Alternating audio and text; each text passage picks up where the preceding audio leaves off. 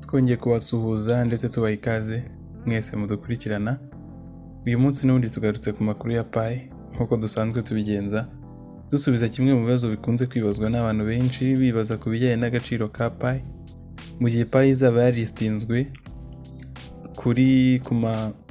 ku yandi coin market asanzwe, ayo dusanzwe tukuboneraho n'izindi coin izo arizo zose.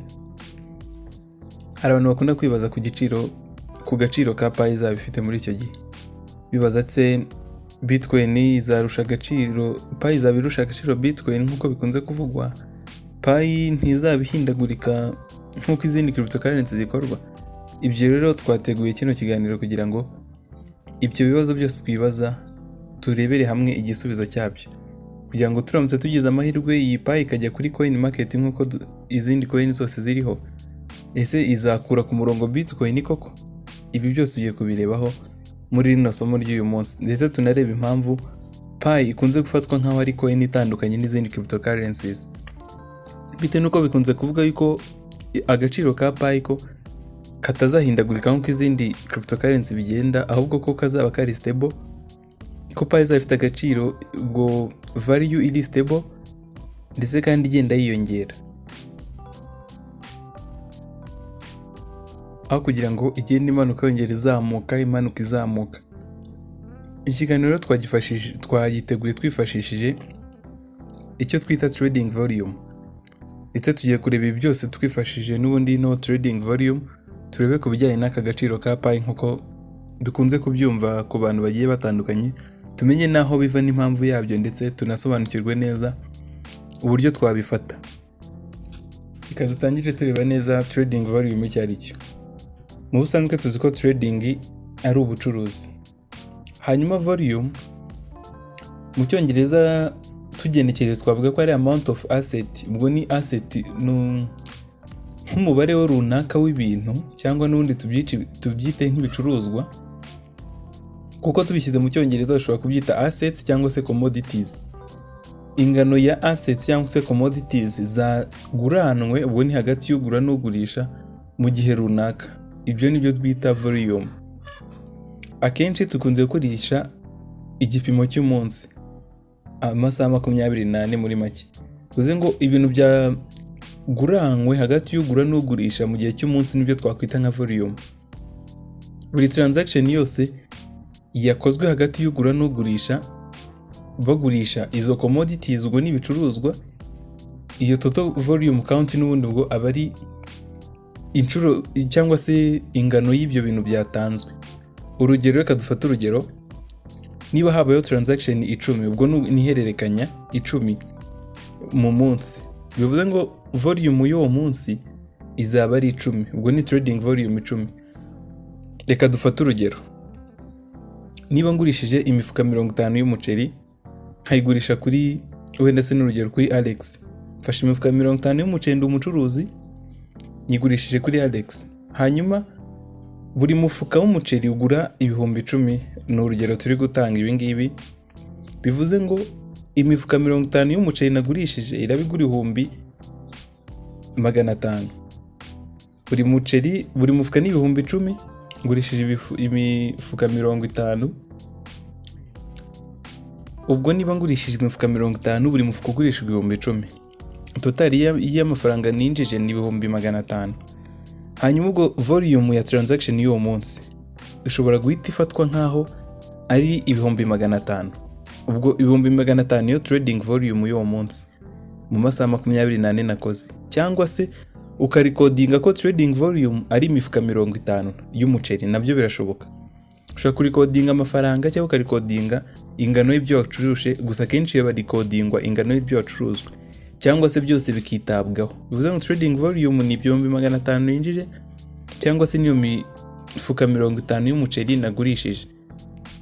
Bivuze ngo mu magambo makeya, trading volume ni umubare w'ibintu wagurishije mu gihe cy'umunsi, cyangwa se mu gihe cy'amasaha 24 ni akenshi akunze kubarwa.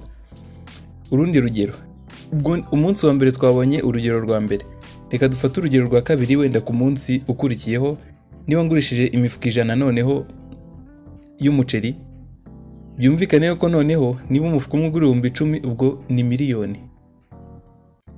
niba ari miliyoni noneho nagurishije uwo munsi, bivuze ngo trading volume y'uwo munsi iraba ari ya mifuka 100. Ubwo ni imifuka 100 trading volume, cyangwa se mu bijyanye n'amafaranga ubwo trading volume iraba ari ya miliyoni, ubwo niyo trading volume y'uwo munsi. Ndizera ko trading volume aho ngaho irumvikanye kugira ngo tuze kuyifashisha mu byo tugiye kureba noneho. Ubaho tugeze n'undi turacyari kuri ya ntego yo kureba ese Pi ishobora kurusha agaciro Bitcoin, cyangwa se bizakunda gute kugira ngo Pi yo ntizagenda imanuka ku isoko nk'uko izindi cryptocurrency biba zimanuka zongera zizamuka, kuko bivuga ko iyi ngiyi izaba ari stable ndetse ikajya igenda inazamuka. Hanyuma tugiye kureba noneho uburyo twahuza zino daily trading volume, ubwo ni trading volume za buri munsi, tuzihuze na Pi network cryptocurrency, turebe noneho uburyo byayifasha kugenda izamuka mu gaciro, value yayo igenda izamuka aho kugira ngo yize kumanuka, ndetse tunarebe uburyo byayifasha kugira ngo ize hejuru muri global coin market, yaba ari iyoboye muri make, aba ariyo iri kuri top mu zindi cryptocurrency. Ariko nanone nyuma y'ibi byose tunayibuka yuko ino Pi ni cryptocurrency navuga ko itandukanye n'izindi, binashoboka cyane ko ishobora kutazalistingwa ku yandi coin market dusanzwe tuzi nk'uko cryptocurrency zose ziza. Gusa iyo siyo ntego yacu, ibyo tuzabivugaho ikindi gihe, reka twe kwirirwa tubijyamo cyane, ahubwo turebe icyo turimo turashaka kurebaho neza. Ariko nanone reka twe kugenda tubavuza ku kantu mu buryo tubibona kuri icyo kintu cy'uko Pi izaba itandukanye cyane. Ubusanzwe hariho amoko abiri y'ama cryptocurrencies. Iza mbere ni izi zimeze nka Bitcoin. Ubwo ni coins nk'uko twabivuze muri post yashize, hari coin ziba zihagarariye izindi coin. Twarabisobanuye muri content y'ubushize tuvuga kuri token n'ama tokenization. Hari type ya mbere imeze nka zino cryptocurrency dusanzwe tubona za Bitcoin. Hakaba n'indi type ya kabiri ya altcoin. Altcoins niho dusangamo ama tokens n'ama NFT n'izindi nk'izo ngizo. Iyi Pi rero muri make mu buryo bigaragara nta hantu na hamwe yisanga muri buno bwoko bubiri bw'ama cryptocurrency, ahubwo yo birashoboka cyane ko yazaza ari ubwoko bwa gatatu bwa cryptocurrency. Ibi ngibi ariko reka twe kubyinjiramo n'ubundi igihe nikigera tuzabikoraho nabyo tubiganireho hano, cyangwa se igihe nikigera nanone tunabibone ibyo tuba tugenda tuvuga bigaragara neza mu buryo bugaragara.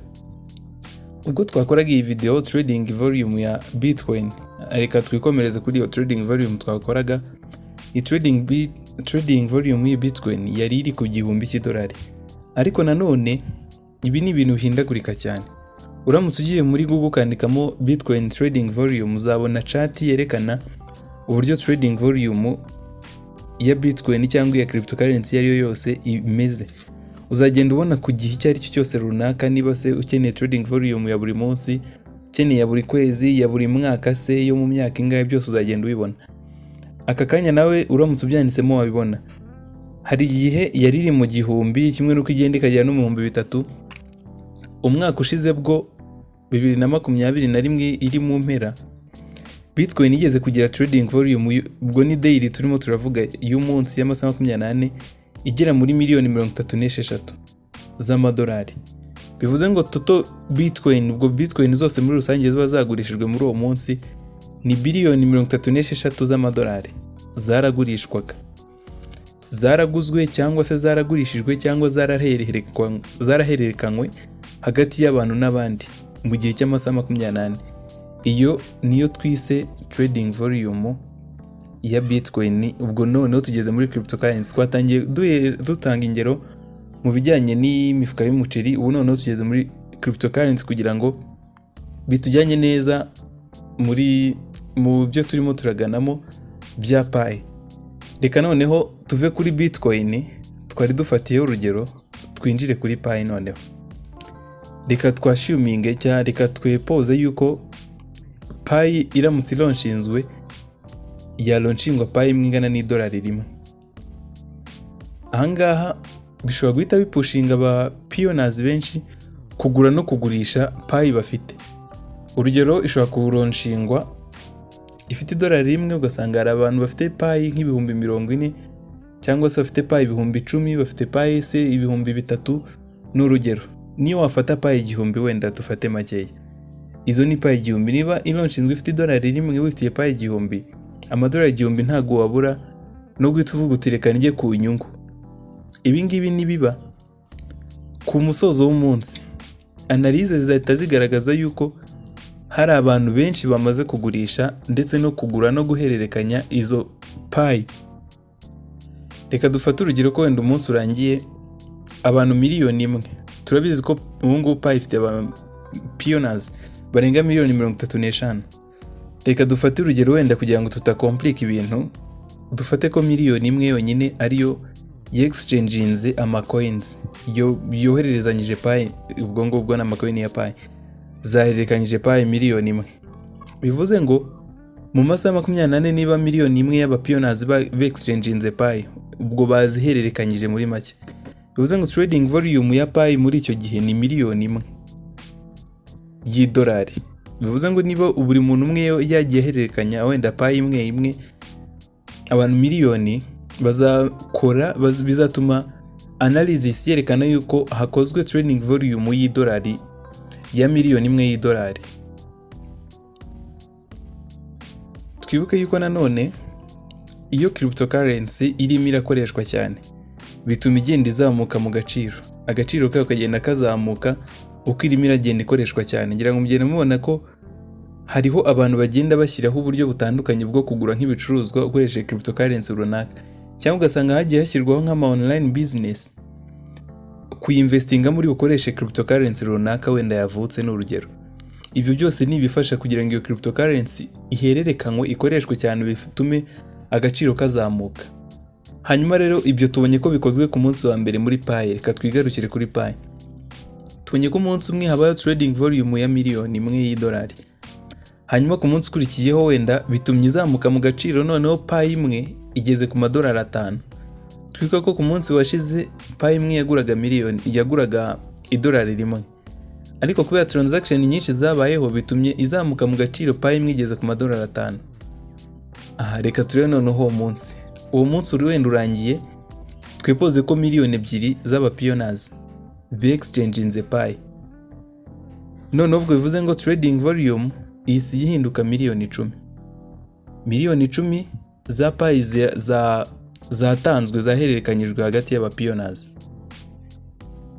Ibyo bivuze yuko yazamutse ko ku munsi w'ejo yari 1,000,000, ariko yazamutse kugera kuri uyu munsi ubwo yabaye 1,010,000. Twibuke yuko uko cryptocurrency icuruzwa cyane, ubwo nuko igurwa ndetse inagurishwa cyangwa se ihererekanywa, nibyo biyifasha kuzamuka mu gaciro. Hanyuma reka turebe undi munsi nanone wa gatatu, ubwo agaciro ka payi kavuye kuri aho payi imwe noneho igeze ku madolari 10. Ku musozo w'uyu munsi wenda tuvuge ko 4,000,000 za payi zagurishijwe cyangwa zahererekanyijwe. Bivuze ngo ubwo ni 40,000,000 z'amadolari. Turacyari gufata urugero ko 40,000,000 z'amadolari ubwo noneho uyu munsi wa gatatu zagurishijwe cyangwa zahererekanyijwe. Bivuze ko na trading volume ubwo nawe yazamutse iva ku munsi wabanje, ubwo ari wo munsi wa kabiri twarebye, iva kuri ya trading volume ya 1,010,000 kugera ubwo uyu munsi igeze kuri trading volume ya 1,040,000. Ndetse bikaba byanakomeza bigakomeza n'indi minsi kugera aho wenda trading volume ya payi igeze nko kuri 1,100,000 n'urugero. Izi ngero dufashe zirumvikanisha yuko uko payi zacuruzwa cyane, ishobora kuba yagurishijwe, ishobora kuba wabikuje, ishobora kuba yaguzwe, cyangwa se mwaguranye ku exchanginga, cyangwa se ukaba wanayispendinga ku mapayi utilities platforms ziriya twagiye tubona. Uko ibyo byose bikorwa niko payi izamuka mu gaciro ndetse n'igiciro cyayo kikazamuka. Agaciro n'igiciro ni ibintu bitandukanye, ubwo byose niko bizagenda birushaho kuzamuka.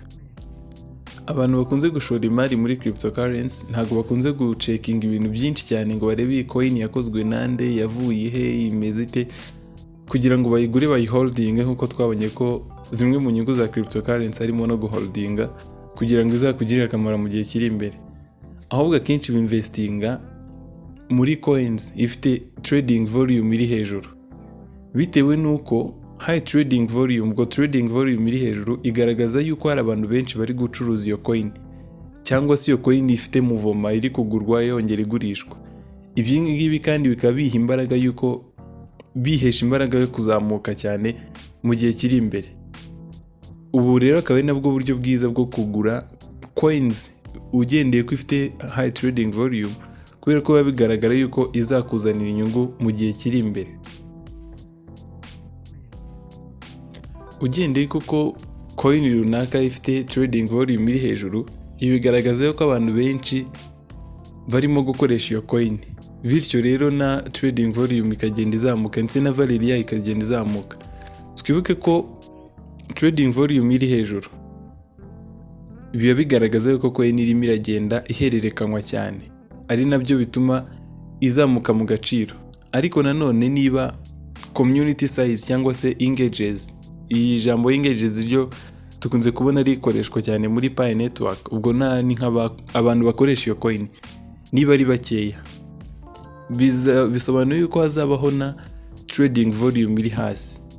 Ibyo ngibyo nanone bikaba bishatse kuvuga yuko na value yayo cyangwa agaciro kayo nako kazagenda kagabanuka, ndetse bikazagenda bigaragaza yuko iyo coin irimo iragenda ibura abantu, igenda igabanuka mu gaciro, ibura isoko.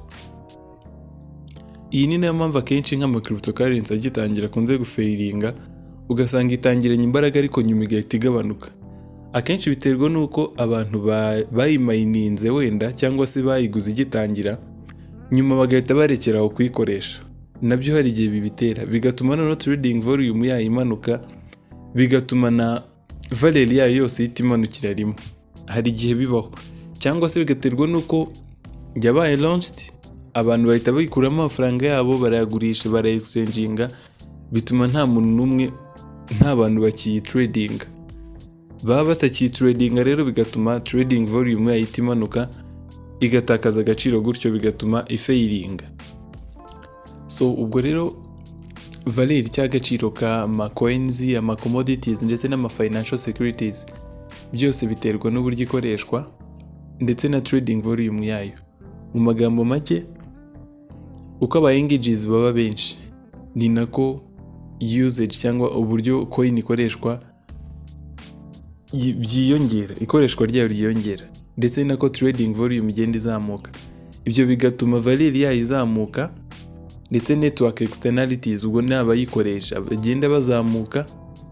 Ni nako kandi igenda ikurura aba investors bakaza bagashoramo amafaranga, byose bituma coin igenda izamuka. Ndetse kandi ni nako igenda ibona market cap, niko market cap yaguka. Ni nako kandi igenda izamuka mu gaciro, ndetse n'igiciro kigenda kiba hejuru. Ngira ngo byumvikanye. Hanyuma rero reka turebe nanone ingaruka cyangwa se uku trading volume ya affect iki, uburyo trading volume none ya affect isoko mu ngingo nkeya zigera nko kuri 3. Turebe ku buryo buri positive ndetse n'uburyo buri negative, turebe ku mpande zombi. Turebe iyo trading volume iramutse wenda sigiye hasi bigenda bite, igihe hejuru bigenda bite. Reka duhere ku gihe hariho low trading volume, turebe bigenda bite. Icyambere nuko low trading volume igabanya network externality ndetse ikanagabanya network effect. Network externality ni iki? Network externality ni nk'ingingo zagatumye umuntu ajoininga network runaka. Urugero nk'iyi Pi ifite ingingo zigiye zitandukanye zagatumye ujoininga cyangwa ukora mining. Niba rero hari izo ngingo zagatumye ujoininga network runaka, niba ari wenda se iyo Pi network, niba ari B network, niba n'izindi zose, ibyo byose nibyo twita network externality. Hanyuma network effect akaba ari inyungu cyangwa se izamuka mu gaciro ku bantu basanzwe muri iyo network baheshwa nuko hari abantu bashyashya baje. Urugero nk'uko tumininga Pi, hakaba hari uburyo tubona profit biturutse mu bantu twarefeye, nk'uko wenda bishobora kuzamura mining rate yawe. Ibyo ngibyo nibyo twakwita network effect. Iyo hariho low trading volume, rero trading volume iri hasi, ibyo byombi biragabanuka, nta izo profit ntazo ubona, ndetse n'izo mpamvu zagatumye ujoininga iyo network ntaziba zihari kuko ubona n'ubundi irimo irahomba. Icya kabiri ni uko iyo hariho trading volume iri hasi bica intege aba engagers bashyashya, aba investors n'abandi bose bashaka gushoramo muri iyo coin ndetse no kuyitrading, bibaca intege kuko ubona n'ubundi ntaho irimo iragana. Icya gatatu ni uko iyo hariho low trading volume bica intege cyangwa bihanura agaciro kayo ndetse n'igiciro cyayo, byose biramanuka. Hanyuma ariko nanone iyo hariho trading volume iri hejuru bizamura network externality ndetse na network effect, ndetse kandi iyo hariho high trading volume biha imbaraga aba investors n'aba engagers kugira ngo baze bajoininge barusheho kuyizamura iyo coin. Hanyuma icya gatatu nanone iyo hariho high trading volume bituma iyo network izamuka mu gaciro ndetse n'igiciro cyayo kikazamuka. Ibi twibuke ko nanone nk'umuzi nyamukuru wo kugira ngo trading volume izamuke nuko iba ifite community ngari, ifite abantu benshi bayikoresha. Nk'uko Pi network ifite miliyoni 35 zirenga mining, iki ni ikintu cy'agaciro cyane. Iyo community ngari ituma na trading volume izamuka. Iyo community ari ntoya, trading volume nayo birumvikana igomba kuba ntoya, igenda igabanuka ndetse no gukora valeur yayo bikagabanuka. Ariko iyo community ari ngari bituma trading volume izamuka ndetse ikazamuka byihuse. Iyi niyo mpamvu n'ubundi aba investors benshi cyangwa se n'amasoko tugenda tubona agenda piganira gukorana na Pi network. Ntago bitaye kukumva ngo Pi iza succeedinga cyangwa ntiza succeedinga. Icyo bareba nuko niba Pi network koko ifite miliyoni 35 zirenga by'aba active users cyangwa engagers cyangwa se aba pioneers, ibi ni bigaragaza yuko na trading volume yayo izahora izamuka ndetse bikanatuma na valeur yayo izamuka. Ibyo ni inyungu ku ba investors ndetse n'abantu bose bazaba bafite Pi network, kubera ko izahora izamuka nta byo kumanuka nk'uko izindi cryptocurrency biba bimeze. Iyi ni imwe mu mpamvu tuvuga ko Pi ari cryptocurrency itandukanye. Ngira ngo twatangiye tubivuga yuko Pi ari cryptocurrency itandukanye ndetse ishobora kuzaba ubwoko bwa gatatu bwa cryptocurrency nyuma y'izi cryptocurrency dusanzwe tuzi zihindagurika ndetse n'ubundi bwoko dusangamo ama NFT ndetse n'ibindi bimeze gutyo. Pi yo ishobora kuzaza ari ubwoko bwa gatatu. Iyi ni impamvu imwe muzo twagiye mu byo twavuze yuko ishobora gutuma iyi Pi network iba cryptocurrency yihariye. Hanyuma reka tugira akabazo twibaza kamwe. Kano kabazo ndagira ngo twibaze, utekereza amafaranga agenda atangwa mu buryo butandukanye hagati y'abantu n'abandi, wenda se tuvuge mu kugura ibicuruzwa ndetse n'amaserivisi, ni amafaranga menshi ahererekanywa ku munsi umwe gusa? Niba wenda ku isi n'urugero duhererekanya amafaranga arenga trillions n'amatrillions y'amadolari buri munsi mu kugura ibicuruzwa n'amaserivisi runaka, ariko se ibyo ngibyo byatuma se amafaranga bituma azamuka mu gaciro? Reka da, ntago bishoboka. Ariko nanone reka turebe, tuzi yuko uburyo cryptocurrency izamuka mu gaciro tumaze kubibona ko biterwa n'uburyo igenda ihererekanywa. Reka dutekereze yuko noneho cryptocurrency ari ikoreshejwe muri uko kugura ndetse no kugurisha mu mwanya nk'uko amafaranga asanzwe bigenda, ano wenda se y'impapuro cyangwa ku makarita ya banki no kohererezanya mu buryo bugiye butandukanye nk'uko bigenda. Reka dutekereze ko ari ubwoko bwa cryptocurrency bwakoreshejwe muri ubwo buryo. Uratekereza ibintu bizaba ukuntu bizaba bimeze kuri iyo cryptocurrency? Ndagira ngo ubitekereze wumve. Twabonye ingero zino trading volume mu buryo ikorwa. Reka noneho dutekereze cryptocurrency runaka abaye ari ikoreshejwe igakoreshwa nk'uko amafaranga asanzwe tuyakoresha. Utekereza agaciro ndetse n'igiciro yazagenda igira, uburyo yagenda izamuka, ndetse unatekereza yuko idashobora kumanuka? Koko ntago bishobora kumanuka. Ibi nabyo kandi niyo mpamvu tugira ngo buri mupionazi wese atekereze kuri iki kintu. Kuko Pi bakunze kudukangurira kuzajya tuyikoresha mu kugura ibicuruzwa ndetse na serivisi niko byagakwiye kugenda koko. Ibaze rero nawe Pi network iramutse nk'izi miliyoni 35 wenda zirenga buri munsi baramutse bagiye bakoresha Pi mu kugura serivisi ndetse n'ibicuruzwa, ibyo ngibyo bishobora kugira ikintu bya affecta cyane kuruta uko twakoresha fiat money. Izi fiat money n'ubundi uko twazikoresha nta kintu bihindura, ntago bituma valeur yayo izamuka nkuko cryptocurrency bigenda, ahubwo wenda ishobora no kugira ikanamanuka mu gaciro bitewe na inflation zagiye zigiye zitandukanye. Ariko nituramuka dukoresheje cryptocurrency mu kugura ibicuruzwa ndetse na service, ibi ngibi bizatuma valeur yayo izamuka ahubwo aho kugira ngo imanuke.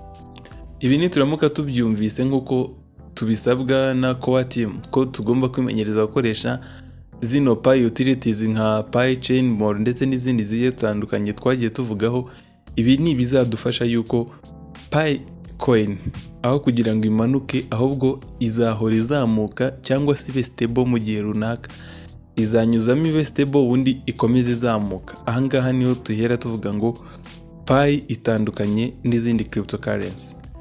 Ibi byari bimwe rero mu byo twabateguriye tugira ngo turebe Trd Volume ni iki, turebe Pi network itandukaniye n'izindi coin, tunareba impamvu dukunze kwibwira yuko ino coin ya Pi izaba stable cyangwa se ikagenda izamuka muri valeur. Ndetse nanone tunasubize ku kibazo abantu benshi bakunze bibaza se Pi izarusha agaciro Bitcoin niramuka igiye ku masoko, ese Pi izajya ku ma exchanges? Ibi byose ni ibibazo tukunze kwibaza, ariko kandi tugenda tubikoraho ubushakashatsi, tukagenda turebaho amakuru atandukanye, tukagaruka tubyigaho neza. Turabashimira mwese twabanye, n'ubundi naho mu bindi biganiro byose nakagaruka hamwe na Star Technology naho butaha.